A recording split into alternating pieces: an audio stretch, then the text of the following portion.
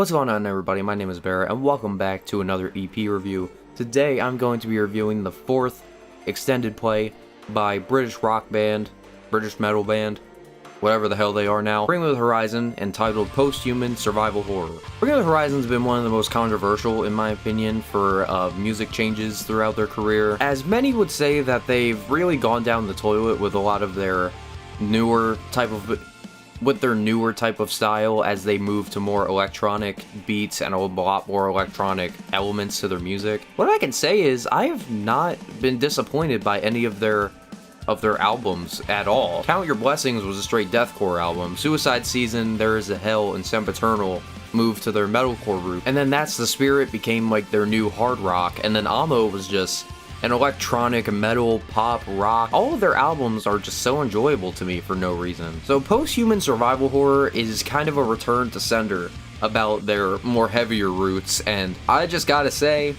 well fucking done. So without further ado, let's just cut right into this. The first track, Dear Diary, we definitely kick off the album with a bang as we move toward this very industrial side of Bring the Horizon, and also some throwbacks to one of their classic songs, Pray for Plagues, which was released 14 years ago off of their first album. It really utilizes the very chaotic and not put together sound that Pray for Plagues had, but somehow almost puts the very death metal-esque sound into their advantage, as the song kind of addresses the current issues going on in the world that starts with a C, and how it's driving everyone pretty much insane. And also, as this album is named Survival Horror, you can bet that there are going to be a lot of references to some survival horror games, especially zombie games. And this song is definitely referencing a lot of Resident Evil, comparing the fictional T virus to the current virus of the world. It almost seems like this is like a metaphorical beginning to the apocalypse and the infection. Like, I can really see Bring Me the Horizon like putting this narrative of a zombie apocalypse working very well. Like how the end of the world is about to begin, and it really gets our blood pumping. It's very similar to the Acacia Strain's Slow Decay, except that we have a clearer narrative that is just an infection instead of a bunch of scenarios how the world can end by Acacia Strain. And with the chaos of sound that begins the album, we are in for one hell of a project. The second track, Parasite Eve, this is one of the few singles that came out, and I've loved every single one of them, but this is one where I realized Bring Me the Horizon was really coming back to the original style of metalcore. This song is actually named after the 1998 survival horror game of the same name, and musically the song is actually inspired by Doom Eternal. The song is basically how the world leaders are reacting to the infection, and how basically we can't save you, so get ready to die, which I can draw from the pre-chorus where they say, "Please remain calm, the end has arrived, we cannot save you, enjoy the ride, this is the moment you've been waiting for, don't call it a warning, this is a war." The song was actually written before the pandemic was widely known, and even though you can definitely draw parallels to the current events of the world in the lyrics, these weren't even written for that reason. They even shelved the song for a while because it was too close to home and they didn't want to seem insensitive. Nonetheless, the self-awareness and the very cyber metal instrumental drive this song home, and it just creates such an eerie and banger of a track, even the weird beginning that I can't even describe. The next song, Teardrops, is about kids growing up in today's age in the digital world and tech addiction becoming a common thing and the problems with it. And it also mentions the topic of anxiety and depression from, or may not even be from, technology. The song has these really soothing and emotional vocals during it, which really made me fall in love with it, especially during the pre-chorus where Ollie's singing. That's how we got this stressed out, paranoid, everything is going dark. The song really reminds me of something off of That's the Spirit, which is an album that I think gets a lot more hate than it really deserves. Out of all of the singles, this is probably my least favorite, but it is still an earworm to listen to. The next track, Obey, featuring Youngblood. This track is a fight against the corruption of politics, which could not be any more timely. Cough, cough, Trump. The song touches on how many were forced to obey the lies that the world leaders and politicians force upon their people for their own systematic schemes. The song shares similar themes to a song off of Sempiternal called Antivist, where it's basically a rebellious track against all toxicity and unfairness in the world, and they do share similar vocal styles, except that Antivist was clearly a hardcore punk metalcore type style of vocal. And this song is a little bit more on the hard rock side, similar to 2012 Pierce the Veil. And the song is very chaotic as much as the other tracks is on this EP. But after I thought it couldn't get any better, they bring in Youngblood, who I am very optimistic about considering MGK's album was such a flop. And Youngblood just brings so much chaotic energy and just charisma that brings the song to life, even more when harmonized with Ollie's vocals. And then when we couldn't think that the song couldn't get any better, a fucking breakdown begins! And they even brought back the deathcore vocals for the bridge, and I have to say that Youngblood's not too bad of a scream vocalist, and I hope that we see a little bit more on his next album, Weird, which, yes, I do plan to review. Probably the second best track on this album, and a contender for one of my top songs of the year. The next track, Itch for the Cure, parentheses, When Will We Be Free. This track is an interlude which references Linkin Park's Cure for the Itch, and it leads into the next track with one of the most unexpected collaborations I've ever heard.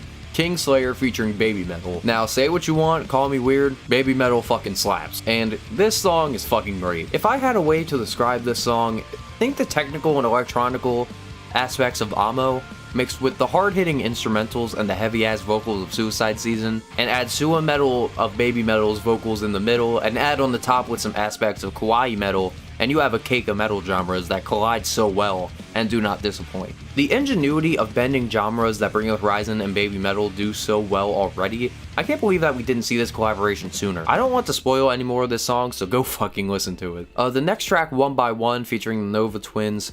This song is probably my least favorite on the EP. It's not that there's anything like fundamentally wrong with it, I just think that it just has the weakest link of this already awesome project. The song basically touches on how humanity should feel guilty about their past, about what they did to destroy other peoples because of differences, need it be religious, ethnical, or sexuality. This track sounds similar to That's the Spirit, but the added vocals from Amy Love of Nova Twins doesn't really add anything to it, especially lyrically, as it seems like they weren't given a clear direction about what the song was about.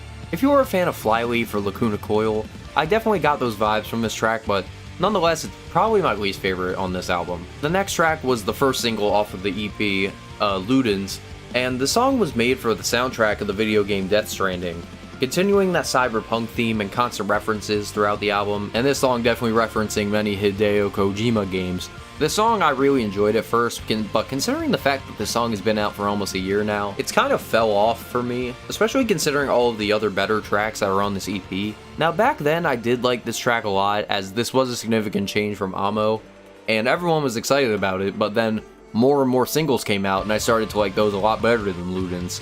And this isn't me bad-mouthing Ludens in any way. Ludens is still a great song from a technical standpoint and actually meets the criteria and the theme of the album of survival horror, considering the game that it was made for. But like I said, it's just kind of irrelevant to have it on the album after almost a year of being released. Then we close out the track with the longest title on the album, One Day the Only Butterflies Left Will Be in Your Chest As You March Towards Your Death, featuring Amy Lee of Evanescence. Close out the album with a very significant change in sound and pace, as the song strips back much of their chaos and delivers a very beautiful ballad, as Amy Lee represents Mother Nature and Ali represents humanity as a whole, expressing that there is pretty much no more positivity and no point in return or safety anymore. Many would say that this song doesn't fit, considering the fact that it's kind of the black sheep of the EP, because the rest of the album was just full of chaotic sounds, fast-paced instrumentation, and uses a piano, which I'm pretty sure, if I'm wrong, either Amy Lee or Jordan Fish did the piano. But I feel as if you're gonna close off a chaotic album and that's what you're going for, I feel as if you can close it out, you just want to say that the battle is over or one last stand for survival.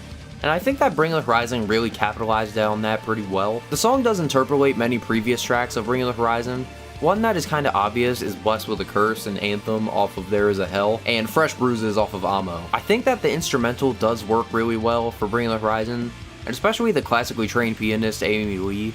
I think that they share melodies well and they harmonize amazing, and deliver a very powerful and anthemic feel to close out the album. I almost see this as like the Fallout trailer, where like you rise up from the vault and then this music plays as you see all the world just destroyed. And I feel like that's the way that they wanted us to think. This album really is just a return to form for Bring the Horizon, despite some of the tracks not being as technically sound or not being as well produced as a lot of the album is on here. I really do believe that this is Bring the Horizon's best project in a couple of years, and this album did not disappoint at all. I'm feeling a strong 8 on this EP. I hope you guys enjoyed, because I definitely enjoyed this album a lot. And also, I have a Spotify playlist where you can listen to all the albums that I plan to review or will review in the future. And also, subscribe to my other channel, because I just got a new PC, and I'm going to be doing a lot more PC gaming on that channel. If you guys want to, that's also going to be in the description. Leave a like, comment, subscribe, and I will talk to you all later.